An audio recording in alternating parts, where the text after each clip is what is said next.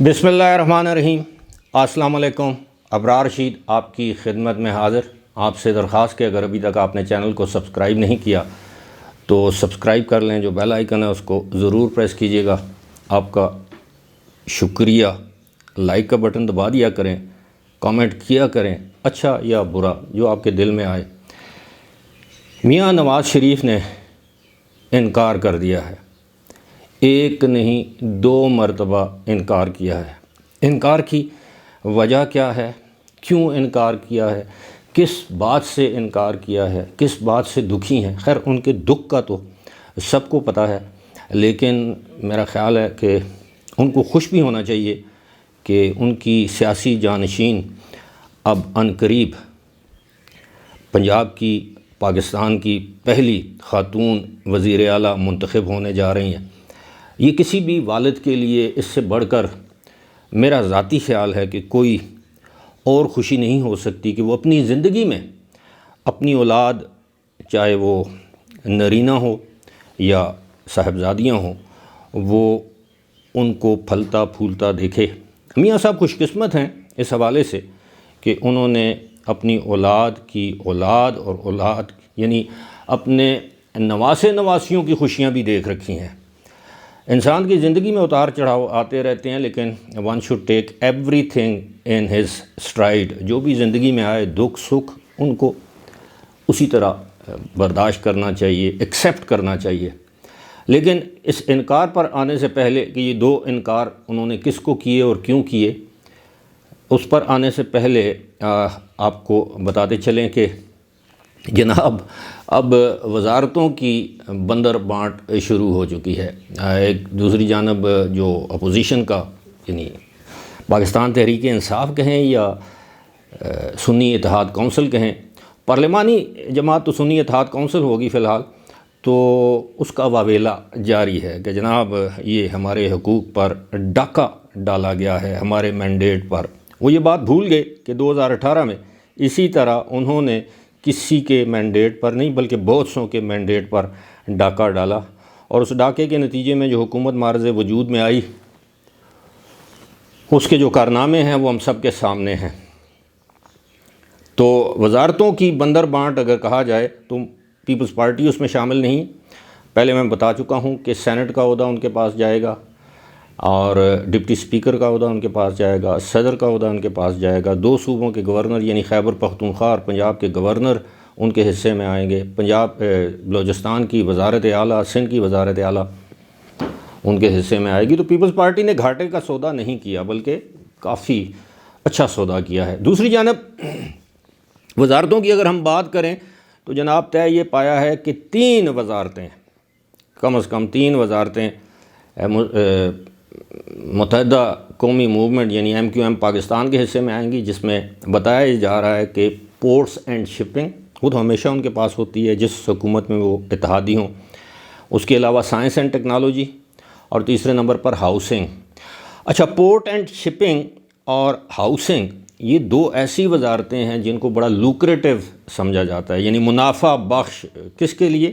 وزراء کے لیے۔ ویسے پاکستان کے لیے بھی بڑی امپورٹنٹ ہیں۔ اسلام آباد میں جو لوگ رہتے ہیں وہ جانتے ہیں، خاص طور پر سرکاری ملازمین کے ہاؤسنگ کی وزارت میں کیا کچھ نہیں ہے۔ اسی طرح پورٹس اینڈ شپنگ کی وزارت میں بھی بہت کچھ ہے۔ یہی وجہ ہے ہمارے انحطاط کی، ہمارے زوال کی، کہ ہم لوکریٹو وزارتیں لیتے ہیں پھر اس سے مال کماتے ہیں۔ آپ کو یاد ہوگا کہ Babar Ghori ports and shipping کے وزیر تھے، انہوں نے جو مال کمایا ہے آج بھی وہ روپوش ہیں، اور ان کی جو جائیداد ہے کراچی میں، ان کی جو جائیداد ہے UAE میں، اس کا حساب آپ نہیں لگا سکتے۔ اسی طرح اور بھی بہت سے ہیں۔ چلیں بات آگے بڑھاتے ہیں۔ 3 وزارتیں جناب ان کے حصے میں آئیں گی۔ خبر یہ ہے کہ 1 سے 2 وزارتیں جو ہے وہ مسلم لیگ کاف کے حصے میں آئیں گی۔ استحکام پاکستان کے حصے میں 1 وزارت، اور شاید ایک مشیر، اون چودھری کو یا تو مشیر بنایا جائے گا یا علیم خان کو کوئی وفاقی وزارت دی جائے گی۔ اسی طرح ایک ایک کر کے بلوچستان عوامی پارٹی کو شاید 1 آدھ وزارت دے دی جائے، بلوچستان نیشنل پارٹی کو 1 وزارت دی جائے گی۔ یہ میں وفاقی وزارت کی میں بات کر رہا ہوں۔ اسی طرح صوبوں میں یعنی بلوچستان میں مسلم لیگ نون اور پیپلز پارٹی مل کر حکومت بنائیں گے۔ عام توقع یہ ہے کہ امکانات بھی اسی بات کے ہیں کہ سرفراز بگٹی جو ہیں وہ بلوچستان کے وزیر اعلیٰ ہوں گے، یا صادق عمرانی ہوں گے، یا ثناء اللہ زہری ہوں گے۔ اب تینوں میں سے زیادہ امکان یہ ہے کہ سرفراز بگٹی جو کہ وزیر داخلہ تھے نگران، اور الیکشن سے پہلے مستعفی ہو کر انہوں نے الیکشن لڑا، ان کے حصے میں یہ وزارت اعلیٰ آ سکتی ہے۔ وہاں پر مسلم لیگ نون پیپلز پارٹی کی اتحادی حکومت ہوگی اور ان کو بھی وزارتیں ملیں گی، یعنی مسلم لیگ نون کے ارکان صوبائی اسمبلی کو۔ میاں صاحب کی طرف آتے ہیں۔ جناب میاں صاحب انتہائی نالاں ہیں، ناراض ہیں، آپ یہ کہیے کہ روٹھے ہوئے ہیں۔ میں اس سے پہلے والی ویڈیو میں بھی عرض کر چکا ہوں کہ وہ ان کے روٹھنے کی وجہ کیا ہے۔ ان کو سخت شکایت ہے کہ ان کے ساتھ ہاتھ کیا گیا ہے، دانستہ طور پر ڈیلیبریٹلی ان کے ساتھ دھوکہ کیا گیا۔ دھوکے کا لفظ اگر میں استعمال کروں، اپنے قریبی لوگوں کے ساتھ وہ یہی ذکر کرتے ہیں کہ دیکھیں ان کو بلایا گیا اور پھر اس کے بعد ان کو یہ آس دلائی گئی کہ وہ چوتھی مرتبہ وزیر اعظم بنیں گے، لیکن مینڈیٹ ایسا دیا گیا کہ جس کے تحت ان کے لیے چوتھی مرتبہ وزیر اعظم بننا ممکن نہیں ہے۔ دوسری جانب کہا یہ جاتا ہے کہ حضور آپ کو نہ صرف بلایا گیا، آپ کو پروٹوکول دیا گیا، لوگوں کے تانے سنے، ایئرپورٹ پر آپ کا بائیو میٹرک ہوا، آپ گرفتار نہیں ہوئے، آپ کو ضمانتیں ملیں، آپ کے کیس خارج ہوئے نیب میں جو کیس تھے، اس کے علاوہ ہائی کورٹ سے آپ بری ہوئے۔ تو اس سے زیادہ ہم آپ کی کیا خدمت کر سکتے ہیں؟ یہی نہیں، سپریم کورٹ، میں یہ نہیں کہتا کہ سپریم کورٹ نے کسی کے کہنے پر، کسی کے دباؤ میں، یا ہائی کورٹ نے کسی کے کہنے یا دباؤ میں آ کر یہ فیصلے دیے، یہ فیصلے میرٹ پر بنتے تھے، لیکن سپریم کورٹ سے تہایات نااہلی ختم ہو گئی۔ اب انہوں نے ایک انکار کیا تھا، سننے میں یہ آیا، کہا یہ جاتا ہے، ذرائع یہ دعویٰ کرتے ہیں کہ ایک انتہائی اہم شخصیت نے حالیہ دنوں میں میاں نواز شریف سے 2 مرتبہ ملاقات کی خواہش ظاہر کی، لیکن میاں صاحب نے بڑی نرم طریقے سے پولائٹلی ریفیوز کر دیا، ڈکلائن کر دیا، یعنی پولائٹلی انکار کر دیا، اور دکھی دل کے ساتھ ظاہر ہے وہ یہ سمجھتے ہیں کہ ہی ہیز بین رانگڈ، کہ ان کے ساتھ دھوکہ کیا گیا اور دانستہ طور پر یہ دھوکہ کیا گیا، کیونکہ ان کے بھائی اسٹیبلشمنٹ کو قبول ہیں، وہ اسٹیبلشمنٹ کو شاید اب بھی قبول نہیں ہیں۔ اور ایک اور انہوں نے انکار کیا ہے، انہوں نے کہا ہے کہ میں قومی اسمبلی میں نہیں بیٹھوں گا۔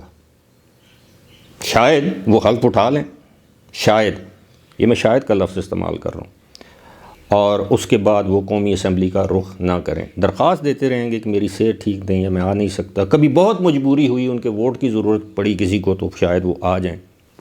ممکن ہے حلف اٹھانے کے بعد وہ اپنے بھائی کو اعتماد کا ووٹ بھی دیں، کیونکہ اگر وہ بھائی کو اعتماد کا ووٹ نہیں دیتا تو پھر یہ لوگ سوالات اٹھائیں گے، انگلیاں اٹھیں گی کہ دونوں کے درمیان معاملات ٹھیک نہیں ہیں۔ شاید یہ کڑوا گھونٹ وہ بھر لیں۔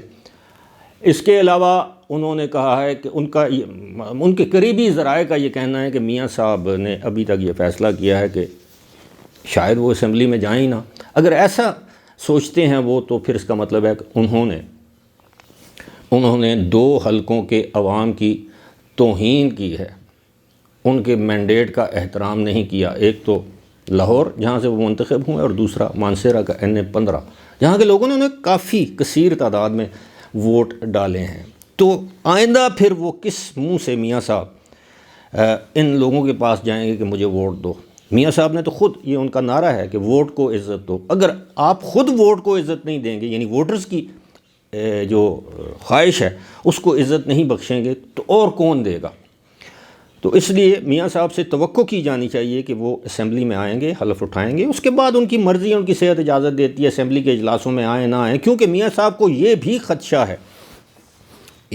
ہے کہ ایک بڑی مؤثر اور ووکل اپوزیشن ہوگی PTI یا سنی اتحاد کونسل کی صورت میں قومی اسمبلی میں، اور یہ آسان سیلنگ نہیں ہوگی۔ جس دن میاں صاحب اسمبلی میں آئیں گے اسی دن شور غوغا وویلا ہوگا، جس دن شہباز شریف اسمبلی میں آئیں گے اسی دن اس طرح کے واقعات یا حالات ہو سکتے ہیں، یعنی اسمبلی میں کشیدگی ہوگی۔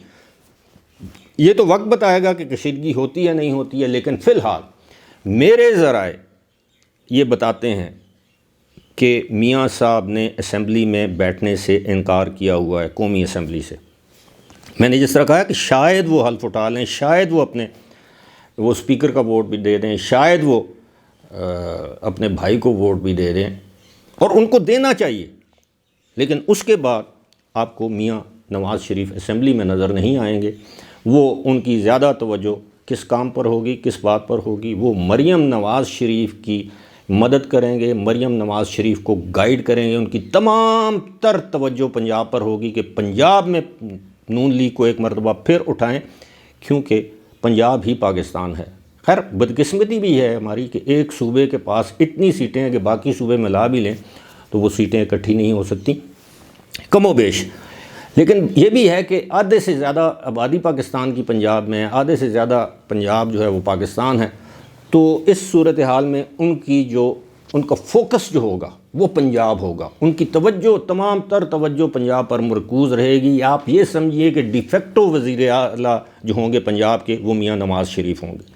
انہی کی پالیسیز لے کر مریم آگے چلیں گی، انہی کی پالیسیز کو آگے بڑھاوا ملے گا، اور اسی سے پنجاب میں ترقی یا پنجاب کے لوگوں کو دوبارہ مسلم لیگ نون کی جانب اسی طرح راغب کیا جائے گا جس طرح کسی زمانے میں لاہور مسلم لیگ نون کا گڑھ، سینٹرل پنجاب مسلم لیگ نون کا گڑھ ہوتا تھا۔ ایک مرتبہ پھر پنجاب کو مسلم لیگ نون کا گڑھ بنانے کی کوشش کی جائے گی، اور اس سب کام کی نگرانی میاں نواز شریف خود کریں گے، لہٰذا ان کی پرائرٹیز میں مرکز نہیں ہے۔ مشورے ضرور دیں گے مرکز میں بھی، باہر سے آنے والے ڈگنیٹریز کو بھی ضرور ملیں گے بطور قائد، لیکن خود بیہائنڈ دی سین رہ کر یہ سارا فریضہ سر انجام دیں گے۔ فی الحال مجھے دیجیے اجازت، اپنے فیڈ بیک سے ضرور آگاہ کیجیے گا۔ خدا حافظ۔